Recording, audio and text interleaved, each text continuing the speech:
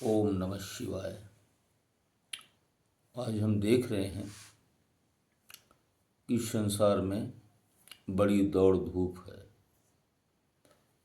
क्योंकि विकास हो गया है,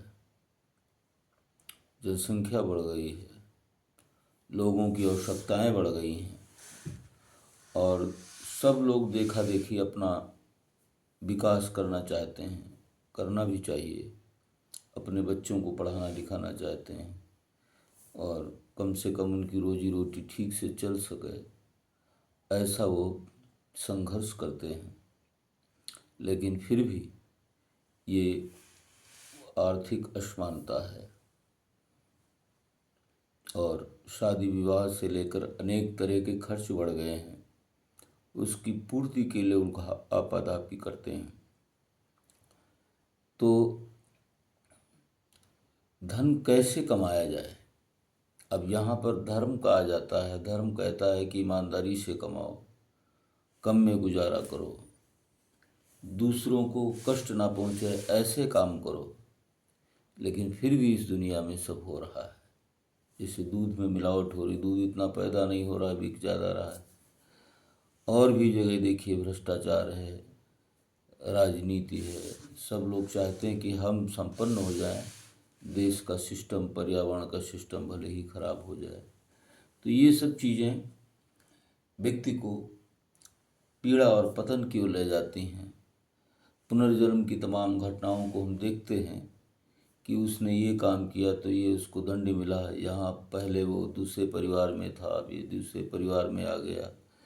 तो ये कर्म फल का पहले हमें ज़्यादा ध्यान था कि भाई हमारे कर्म को खराब नहीं करना चाहिए, भले हमारा जीवन चला जाए। संघर्ष करते हैं, जैसे सैनिक लोग संघर्ष करते हैं कि भाई हमारी राष्ट्र के ऊपर आँच ना आने पाए, भले हमारी जान चली जाए।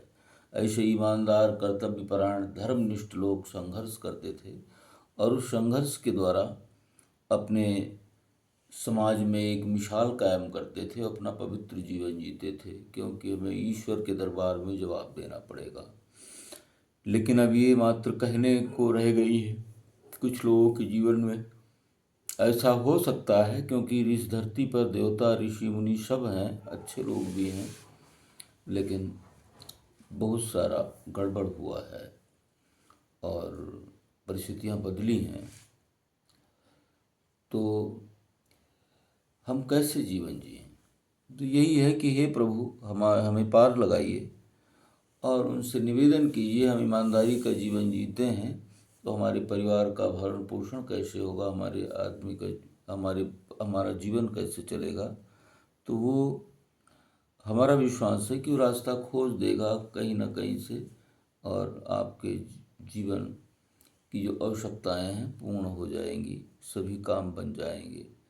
इसलिए हम लोग थोड़ा सा 10 मिनट 15 मिनट भगवान का भजन करते हैं, ध्यान करते हैं और उस परमात्मा से जुड़ने की कोशिश करते हैं, क्योंकि वागडोर उसी के हाथ में है और वही जब शक्ति देगा तभी आप ईमानदारी, धर्म के रास्ते पर चल सकते हैं।